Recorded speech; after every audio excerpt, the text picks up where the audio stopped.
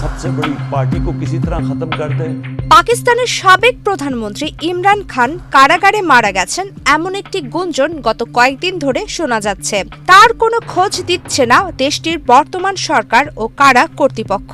এছাড়া পরিবারের কোনো সদস্যদের সঙ্গেও তাকে দীর্ঘদিন দেখা করতে দেওয়া হয়নি।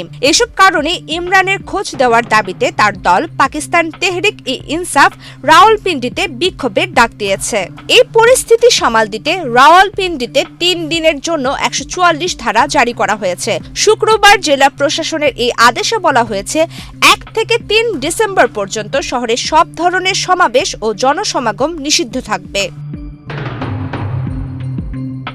জারিকৃত আদেশ অনুযায়ী যে কোনো ধরনের সভা সমাবেশ, জমায়েত, মিছিল, শোভাযাত্রা, বিক্ষোভ, জনসভা এবং 5 বা ততোধিক ব্যক্তির অনুরূপ যে কোনো সমাগম নিষিদ্ধ থাকবে।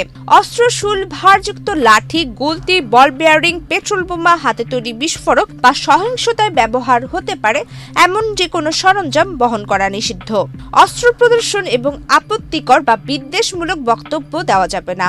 মানুষের সমাগম বা যান চলাচল নিয়ন্ত্রণের জন্য পুলিশের আরোপ করা যে কোনো নিষেধাজ্ঞা অপসারণের চেষ্টাও করা যাবে না।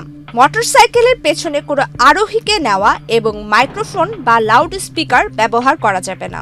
এক্সট্রিম মশার কয়েল প্ল্যান্ট ফাইবার দিয়ে তৈরি, তাই সহজে ভাঙে না, সুগন্ধিযুক্ত ও নিরবিচ্ছিন্নভাবে জ্বলে। ডেঙ্গু, চিকুনগুনিয়া বাহি সহ যে কোনো মশার বিরুদ্ধে দেয় এক্সট্রিম সুরক্ষা। 2023 সালের আগস্ট থেকে কারাবন্দী ইমরান খান বিভিন্ন মামলায় দণ্ডপ্রাপ্ত হওয়ার পর থেকে তিনি রাওয়ালপিন্ডির আদিয়ালা কারাগারে রয়েছেন।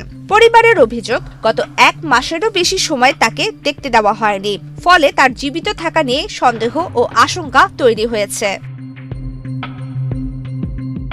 বার্তা সংস্থা রয়টার্সকে ইমরান খানের ছেলে কাশিম খান বলেছেন, আদালতের সাপ্তাহিক সাক্ষাতের নির্দেশ থাকা সত্ত্বেও পরিবারের সঙ্গে তার বাবার কোনো প্রত্যক্ষ বা নিশ্চিত যোগাযোগ নেই। বাবা নিরাপদ, আহত নাকি আদৌ বেঁচে আছেন তা না জানা এক ধরনের মানসিক নির্যাতন। প্রমিতি কিবরিয়া ইসলাম, বাংলাদেশ প্রতিদিন।